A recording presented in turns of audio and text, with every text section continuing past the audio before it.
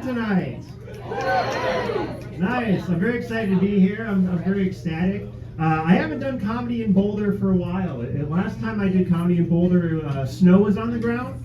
It was during a snowstorm, and I was walking to the club, and then the most Boulder experience I think anyone's ever had happened to me, where I overhear a guy say, "On your left!" And the guy is just running through the snowstorm, getting a little 5K in when there's 6 inches on the ground. Some people said it was 3 inches. I measured, I said 6. Felt pretty confident on that. But yeah, I feel like the only thing that's like more Boulder than that is like if I saw like 2 lesbians driving in a Subaru that was made of like a Cliff Bar to a vegan brewery that's run by dogs.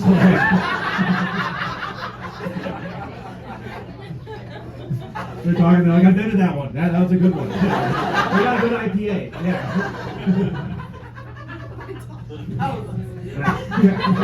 Yeah, we pregame before there. That's good. I think that concludes all my Boulder material at this moment. But I do love coming up here. This is fun. I love coming to Boulder, just like for anyone else, for the diversity, right? Fun. We got every shade of white, right? Everything from almond milk to oat milk. Why can't people process lactose in the States? I don't understand. Dude, I used to drink whole milk at home, and now I drink almond milk here, and my dad's ashamed of me because of it. You know? No, that's fun. But yeah, let's see, how do I want to start this? I'm going to start my set off with an impression, okay? This is my impression of me giving a best man speech at a wedding in India. All right? All right, allow me to address the elephant in the room. Thank you. That was best man speech. Okay. I'll go back to the Boulder material. My bad, you guys.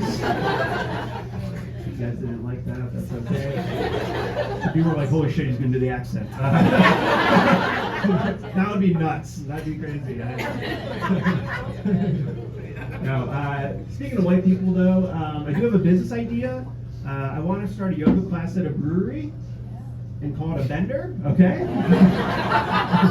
Why are we calling it that? You know?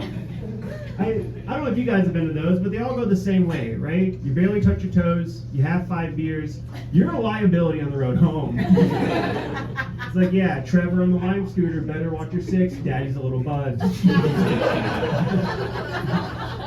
I'm Daddy, yeah, in the scooter. No one wished me a happy Daddy's Day last week. It was fucked up. I didn't like it. But yeah, I like going to those. I went to one last week, and I overheard a woman say to no one in particular, she's like, "Oh my God, I'm a fitness goddess." It's like, Becky, you had 6 mimosas and fell into a bush.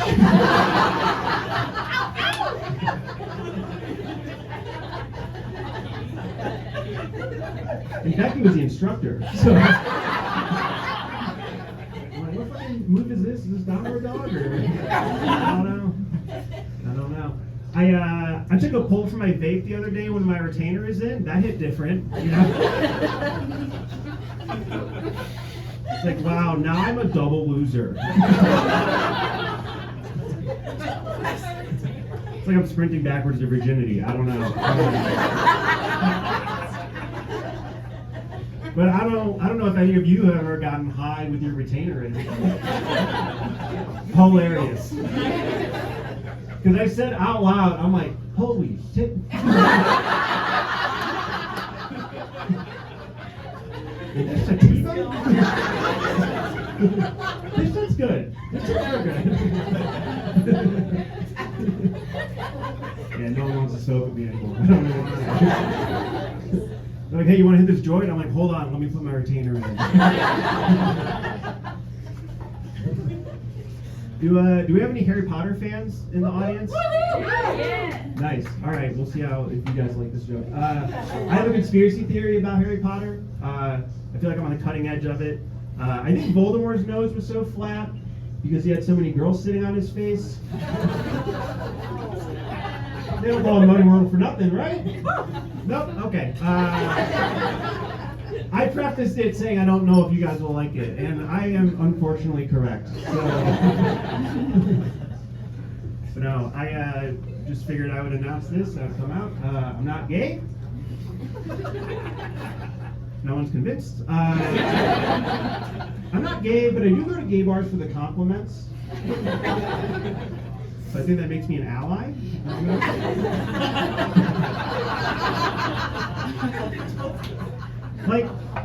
Like I go to gay bars like I go to Goodwill.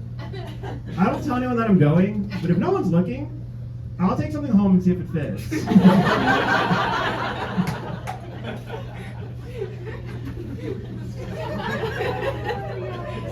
That one tepid clap. Nice, pretty good. Pretty good.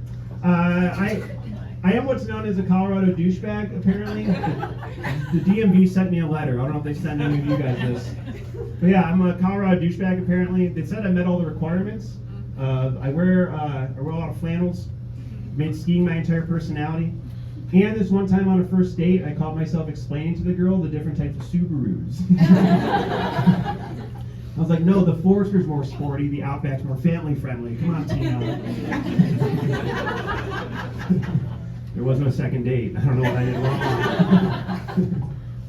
But I moved here 5 years ago, and I realized when I moved here that Coloradans were obsessed with natives, and not Indian people. But white people. Do we have any people that are self-identifying as natives today here in this room? Oh, just me. A couple? Okay. Let's see. The last time I did this joke in this room, people hated it. So, but yeah, I realized that Coloradans were obsessed with natives when I moved here, and I told the guy that I moved from out of state, and that's when he started getting mad at me and yelling. He's like, I'm a native. No, he doesn't have his retainer in. He's like, I'm a native. I'm a native. I'm like, fucking aloha or whatever. I don't know. You're a native. What do you guess by looking at you? What tribe are you? Is that like Navajo or Apache? He said Arvada. Okay.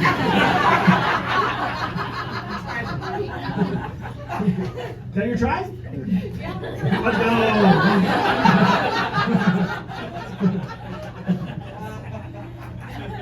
But it's just so wild to me, like, because I'm from Ohio, and in Ohio, fuck yeah, we made it out. Let's go. You guys made it across the U.S. It's like Sacagawea's trip out here, except it was in a Subaru. You know?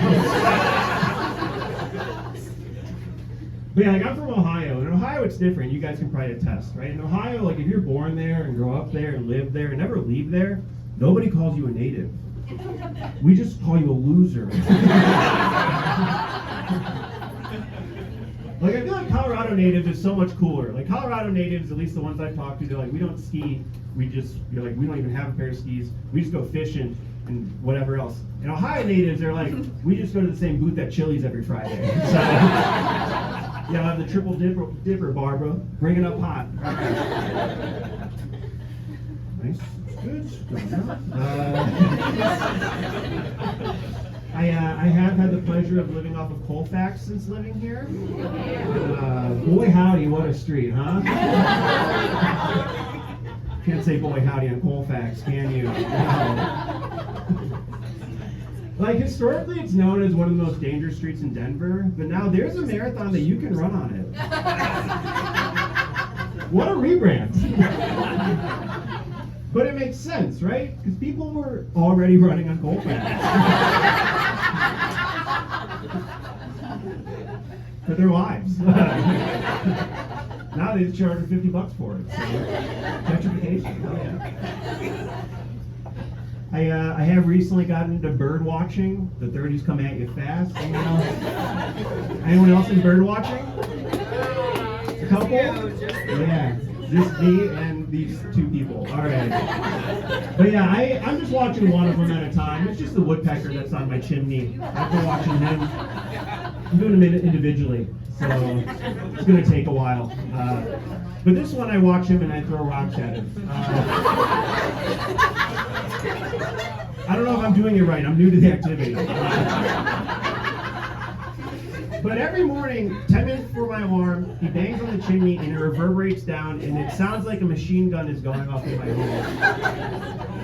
Which is a sentence from someone that you can tell has never held a gun before. Because I doubt there is someone in a war zone, pick your favorite, there's a few going on right now, and where bullets are whizzing by, and they go, is that a fucking woodpecker?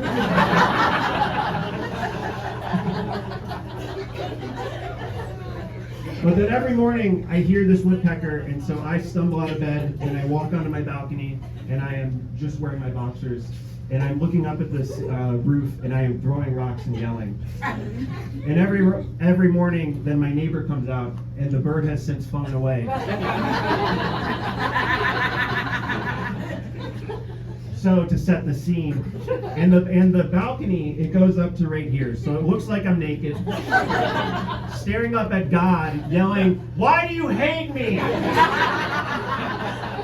and throwing rocks, clearly from a man where God has abandoned him years ago, is what the HOA meeting minutes said from April of this year.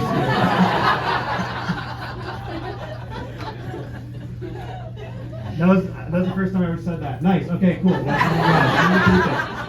gonna keep it. That's good. Although here, I know if I did say I was gonna abort it, you guys would be cool. So, all right. Didn't like that one. All right. But I learned about the placenta the other day. I don't do transitions.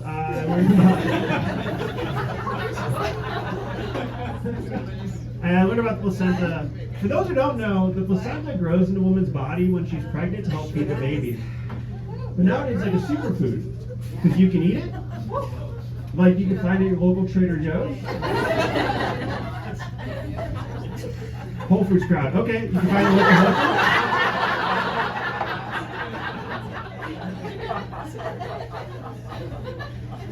Foods. But it's wild to know that people eat the placenta. Because I know of some men that won't eat pussy when it's attached. I want to serve that a la carte.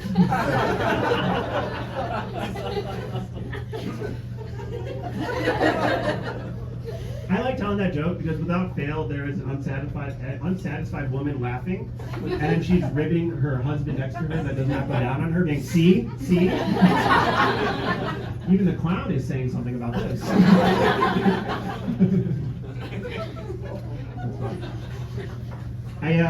I'm bummed out that election season's over. I don't know how you guys feel. I'm bummed out because I like the really bad campaign ads. And my favorite one was a woman running for office in Missouri. And this is a real video. And she says in the video, and I quote, "This is America, and you can be anything you want. So don't be weak or gay." And that's when my girlfriend would save me in bed when I couldn't get it off.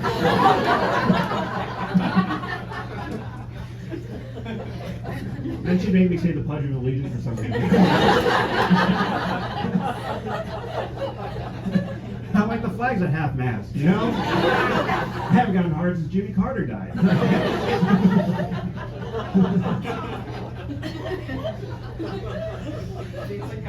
So, I'm single now, unrelated. Is anyone else recently single? No. Fuck! And I could tell by the reaction, but you saying no, just really hurt my feelings. Who sent you? I organized this. God damn it.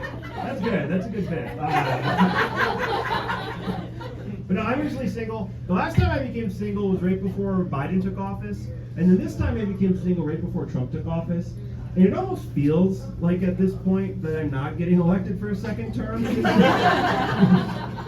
what am I doing when I'm in office? This isn't good. I guess I'm a one-term boyfriend, I guess. And I told this joke in front of one of my exes, and she's like, well, you're also actually a one-policy boyfriend. And that policy is gaslighting. I'm like, no, it's not. Between you and me, brother, it is. It's not. This scenario's made up. Who cares? But no, I've I've been having fun being single. It's been a good time. I've been getting out there, taking some at bats, and I saw this very attractive girl at the gym. I was like, oh, I should go talk to her. That'd be nice. Like, I'm feeling good about myself. You know, I'm feeling like in space. And then she ended up approaching me, which made a lot of sense because I was staring at her for a real long time. And I'll never forget the first words that she said to me, because it'll probably be in her vows. She said, how many sets do you have left? To which I very coolly said, good, how are you? Fuck! Because I meant to say, I'm well, how are you? You know? Grammar matters. Yeah, I really enjoyed my parents. They came out to visit me shortly after I moved here, and I thought it was because they were going to help me move in, but it was actually because my dad wanted to smoke weed for the first time since the 70s. And what no one told him, including me, was that it's gotten a little bit stronger the past 5 decades. So we finish up dinner, and then my dad picks up the joint, and he looks at me and he goes, hey Playboy, you want to smoke this shit? You know, like a 65-year-old white guy from the suburbs talks. I'm like, what's this weed doing to you already? I'm like, yes I do, Dad, I would love to. So I pick up the joint, and I take a hit, and I inhale it, and I exhale it. I wanted to set a good example, because it'd been a while for him, right? He takes a hit. He inhales it. He does not exhale it. I'm just looking at him like, what are you doing? I'm like, hey bud, just checking in. You know? Positive affirmation, you did great on the first part. Fell off a little bit on the back end. What happened? He's like, this is called ghosting. This is how we used to do it in the 70s. Sit back and watch. I'm going to teach you something. The arrogance, right? Because if I take a week off of doing this, I'm like, I wonder how this will go. My dad took 5 decades, so about 2,000 weeks off of smoking weed. And as soon as it hit his lips, he's like, we are so fucking back. Dude, that is so sick. That's great. So we take 2 more hits. I'm exhaling. He's doing his thing, whatever the fuck it is. And I put the joint down. And then I look over at my dad, because I'm like, I'm very high. I wonder how my dad's doing. And I look over. It is 1973 for my dad all over again. He's throwing up peace signs. He has somehow procured a bandana from somewhere that he's not. He put Steve Miller Band on the radio. We're talking about how to dodge a draft for Nam. It worked, we both didn't go. And then he did the craziest thing, which is that he stopped breathing. Yeah. So I had to jump into action as best I can, as high as I am, right? I get his inhaler, I give him out the mouth, I call 911, ambulance comes, picks him up, takes him away. My mom has been sitting right here the whole time. Has helped 0%. And she looks at me in my dead red eyes as she is sober as a bird and earnestly says, I don't like driving in cities. Some of you are ahead of me here. I don't like driving in cities. Could you drive us to the hospital? I'm like, Mom, I just smoked the same amount that probably just killed Dad. What makes you think I could safely? Possible. So I'm driving us to the hospital. We're going on an adventure. We get there 30 minutes later than we should have because one of us, not naming names, had to stop and get munchies and forgot where they were going. And we get to the hospital, I'm like, holy shit, maybe I'm not as high as I am. And that's when I walked head first into the glass revolving door. I'm like, I am as high as I thought I was. How did we get here? But anyways, long story short, he's fine. And the trip was great. Because not only did I get to spend quality time with my parents, but I got to kiss my dad. They say marijuana is a gateway drug. A gateway for what? Affection with your son, you know? That's so bad. Maybe we'll have a game of catch after, I don't know. But there's just a little PSA out there for anyone who's like maybe my age and maybe like their parents want to dip their toes back into the devil's lettuce or even, who knows, try it for the first time. Guys, talk to your parents about the dangers of marijuana.